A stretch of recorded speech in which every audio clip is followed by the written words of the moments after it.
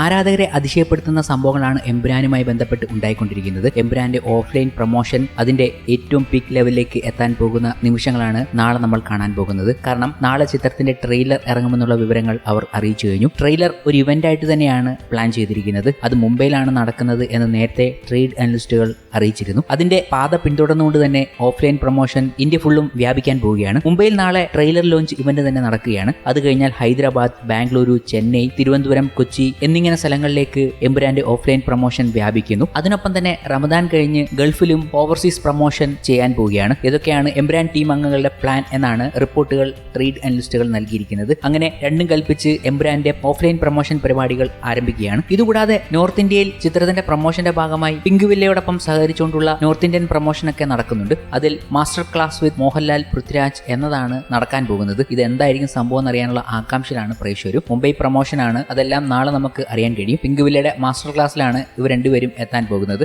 എന്തായാലും നാളെ ഒരു ഗംഭീര ദിവസം തന്നെയാണ്. ട്രെയിലർ ഇറങ്ങുമ്പോൾ അത് കാണാൻ വേണ്ടിയുള്ള ആകാംക്ഷ. അതും നട്ടുച്ചയ്ക്കാണ് ട്രെയിലർ നമുക്ക് മുന്നിലേക്ക് എത്താൻ പോകുന്നത്. ഇതിലെ ബ്രില്യൻസ് ഒക്കെ കണ്ടുപിടിച്ചുകൊണ്ട് പ്രേക്ഷകരും വലിയ ചർച്ചകളാണ് സോഷ്യൽ മീഡിയയിൽ നടത്തുന്നത്. സാധാരണ സിനിമയുടെ ട്രെയിലർ വൈകിട്ട് 6 മണിക്കും 7 മണി സമയങ്ങളിൽ പുറത്തുവിടാറുള്ളത്. പക്ഷേ എമ്പുരാന്റെ ട്രെയിലർ പുറത്തെത്തുന്നത് നാളെ ഉച്ചയ്ക്ക് 1:08 എന്തുകൊണ്ടാണ് കൃത്യം ആ സമയത്ത് തന്നെ ട്രെയിലർ എത്തുന്നത് എന്നത് സംബന്ധിച്ച് ആരാധകർ വലിയ ആകാംക്ഷയിലായിരിക്കുകയാണ്. ഈ സമയത്തിന് പിന്നിലെ കൗതുകം സമൂഹ മാധ്യമങ്ങളിൽ വലിയ ചർച്ചയുമായി. അതിന് ബൈബിളുമായി ബന്ധമുണ്ടെന്നാണ് ചിലരുടെ കണ്ടെത്തൽ. ബൈബിളിലെ വെളിപാടിന്റെ പുസ്തകത്തിലെ 1-ാം അധ്യായം 8-ാം വാക്യത്തെ ഖുറേഷി അബ്രാമുമായി ചേർത്ത് വായിക്കുകയാണ് ആരാധകർ. ആയിരിക്കുന്നവനും ആയിരുന്നവനും വരാനിരിക്കുന്നവനും സർവശക്തനുമായ കർത്താവായ ദൈവം അരുളി ചെയ്യുന്നു, ഞാൻ ആദിയും അന്തവുമാണ് എന്നാണ് ആ വാക്യം. ഖുറേഷിക്ക് നൽകാൻ ഇതിലും നല്ല ആമുഖം ഇല്ലെന്നാണ് പലരും അഭിപ്രായപ്പെടുന്നത്. സിനിമയുടെ ട്രെയിലർ പുറത്തിറങ്ങുന്ന സമയത്തിൽ പോലും ഒരു ബ്രില്യൻസ് ഒളിപ്പിച്ചു വെച്ചേക്കുകയാണ് എമ്പുരാൻ ടീം എന്നും ആരാധകർ പറഞ്ഞു കഴിഞ്ഞു. ഇതൊക്കെ അവിടെ നിൽക്കുമ്പോഴും എമ്പുരാൻ എന്ന സിനിമയിൽ പീക്ക് ലെവലിൽ എത്താൻ പോകുന്നത് മോഹൻലാലിന്റെയും പൃഥ്വിരാജിന്റെയും മാസ് രംഗങ്ങൾ തന്നെയായിരിക്കുമെന്ന് പ്രേക്ഷകർ ഒരേപോലെ തന്നെ പറയുന്നുണ്ട്. കാരണം അത് കാണാൻ വേണ്ടി തന്നെയാണ് പ്രേക്ഷകർ അക്ഷരാർത്ഥത്തിൽ സിനിമയെ സമീപിക്കുന്നത്